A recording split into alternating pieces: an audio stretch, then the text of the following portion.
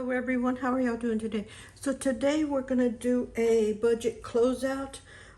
This is the way I do it. I don't know if it's the correct way, but it's the way it makes sense for me. Anyways, there's a few transactions left for the month that I just had food. And the first one is $8.65. And then on the 29th was $11.56. And then on the 30th was $10. I left a tip, I believe. I just got a taco and probably a coffee. I don't remember. And it was $10 even. And then I had $1,471.42. I did move the 600 of the insurance claim was $650. I did move 600 into savings, and then I did invest 200 into Robinhood. That leaves me with $671.42. That is the amount that I'm going to start with next month. Here at the bottom, I just tallied up everything that I spent. That is why I color coded to make it easier. For income, the total, let me zoom you in right there. For income, it was $2,957.86. I did do the savings, which was $726 that went into savings. Bills was $1,059.71. Food was $216.16. Miscellaneous, I didn't spend anything. Gas, I did spend $40. Household was $55.61. Laundry was $45. Pet was $11.41, and then there's the 200 that I invested there. I do say that I get carried away and making sure all the numbers match, and this is the way I do it. Here is the starting balance, which is $67.45. All income, which is $2,557.86.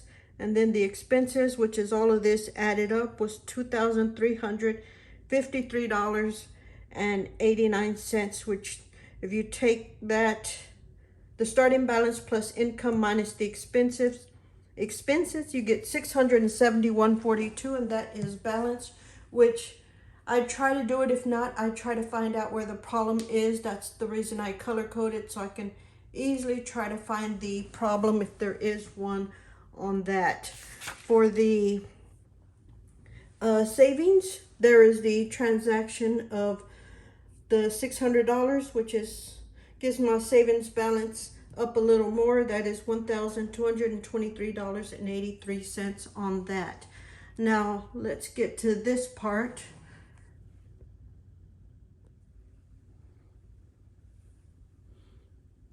For income, I did anticipate getting the 650 back, but we did have a couple other sources of income, which is I did refund some stuff at Walmart, and that is it actually.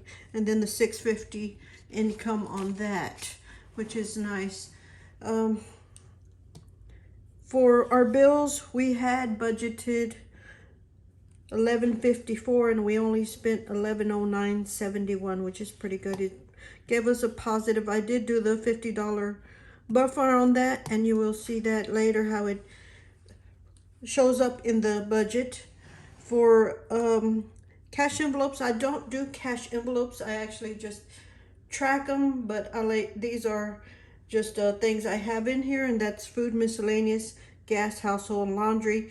We budgeted $820, which is a lot now that I think about it, but that's what I had on there, and it was only $356.77. For pet, I try to do close to 100 just in case anything comes up, and I only spent $11.41, and that gives us the emergency fund and the investment that we did, and that was $926, which gave us a total of $553.97, and I will show you how that looks when I do the totals. Okay, so the leftover right here is $557.97. no, I'm sorry, 553.97, which is this number. You have the $50 buffer that is not accounted for, and then the starting balance when the money I had in the checking account when I started it, which is right there, 67.45. If you take those numbers and add that up, it is 671.42, which is the number right there. I believe I am a nerd for numbers. That's what the hubby calls me, because I want to make sure everything is balanced, and it does balance out. It doesn't always turn out that way, but this month I was lucky and it did come out perfect, I guess you would say. But not, like I say, not all months are that way. Anyways, that is the March budget. Like I say, the numbers here, the 1223.83 and the 671.42 are the starting balance for my savings and checking for the month of April, which I will just pop those in there and there, and I can start working on April's budget. Anyways, thank y'all so much for watching. Hopefully y'all enjoyed this video and will consider subscribing, and we will talk to y'all later. Bye.